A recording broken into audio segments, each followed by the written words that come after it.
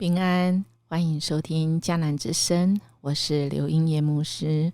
12月15日，敬畏拯救主，诗篇76篇1到12节，其中第8、第9节是我们今天祷告的金句。你从天上宣布你的审判，你一站起来宣判，要拯救被欺压的人，全地畏惧，默默无言。在这世上，有谁是可以成为那超级的英雄、超级的拯救者呢？他能拯救被欺压的人，那么我们要让他救吗？那我们认识他吗？今天诗篇76篇讲到那艰苦的人，他需要被拯救的时候那么这一位主他要实行拯救，尤其是在那个困难中，神是那胜利者。一开始的经文里面就说到，你从天上使人听判断，神起来施行审判，要救地上一切谦卑的人，那时地就惧怕而静默。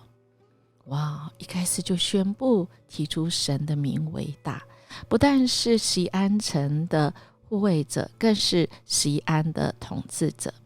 接着阻挡敌人的攻击，显露出这位神是看顾这城的掌权者。那么接下来第4到第6节说到神的荣光当中，一切顽梗的心硬的都不能举手来阻挡神的作为，在神的斥责中全都要死亡。最后7到9节接着描述末世性的景象。那么神不但是锡安城的主，他更要从天上审判全地，在神威严的愤怒之下，无人能够站立得住。然而那些倾心倚靠神的人，却要蒙神的拯救。也就是说，无论人再有权势、能力、聪明，都无法拦阻改变神的旨意，反而是要凸显出神的荣耀。人在这位掌权威严的主的面前，唯有谦卑来下拜。在这个诗篇里面我们不要以为神只是耶路撒冷的君王，不，神也同样是全地的王。一切的英雄、国王、王子都无法在神面前夸口的，并且唯独神是可畏、可敬、可畏的。全地呢，都要在神的眼目下鉴察之下呢，神要定下一个不改变的心意，就是将来他要从天上审判万民，人人都要在神的面前听他的审判。而神的审判有一个很重要的目的，不是要惩罚人而是要救地上一切谦卑的人。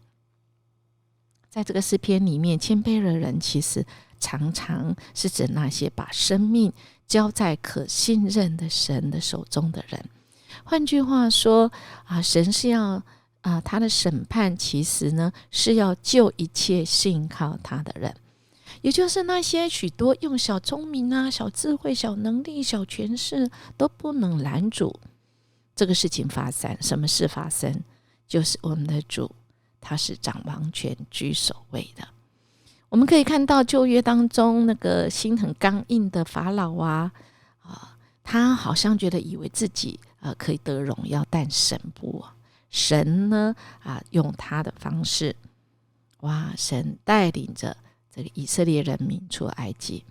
神也翻转了尼布甲尼撒的怒气，成为歌颂神的。那么倘若我们愿意谦卑依靠主，专心信靠这一位掌权，那我们真的是就是有这一位主成为我们的帮助。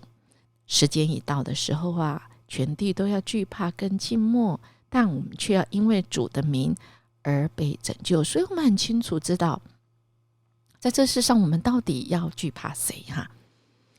因为这个诗篇不但呢在颂赞神是得胜的战士，他是审判官所以我们是要来怕神，而不是要怕人，因为神的审判是彻底。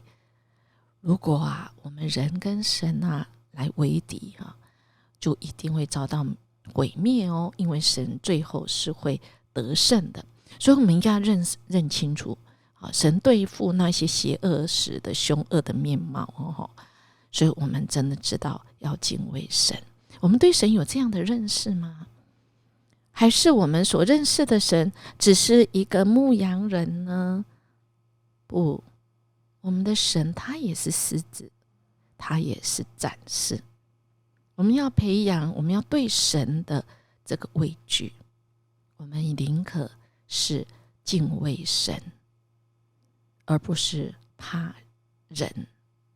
我们怕神，而不是怕人，我们才能够生出勇气。什么勇气啊？克服那些惧怕邪恶的威吓。在二次世界大战有一群这个美军被困在这个小岛上那敌军四面包围他们，好几天几夜，他们没有食物也没有饮食在吃到很热的地方，使他们越来越口渴。痛苦的士兵觉得生不如死他们很像可能死期近了。他们甚至于像动物爬虫类一样舔那植物上的露水有一个带队的军官，他出来说，伙伴们，我们还有仅有的一次机会。这些士兵就问说，长官是什么呢？这个军官就说，我们起来祷告吧。大家就叹一口气说，神救得了我们吗？当然好像也没有别的办法。有些人愿意相信的开始认真的祷告，有的根本不理会。而就在他们祷告之后，顷刻之间，一排排来自敌军的手榴弹扔了过来，把附近的这个岩石炸了一个大洞，岩石的碎片几乎把他们给这个掩盖了。那些说风凉话的士兵说，你看不祷告还好，这个一祷告不得了，我们呢死期到了，我们死期到了。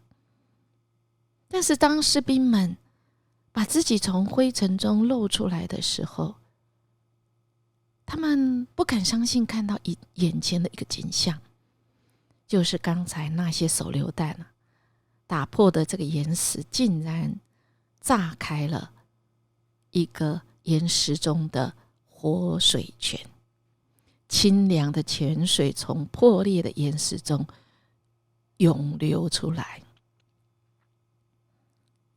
原来不相信说风凉话的这些士兵感动的低下头说，主啊，赦免我们，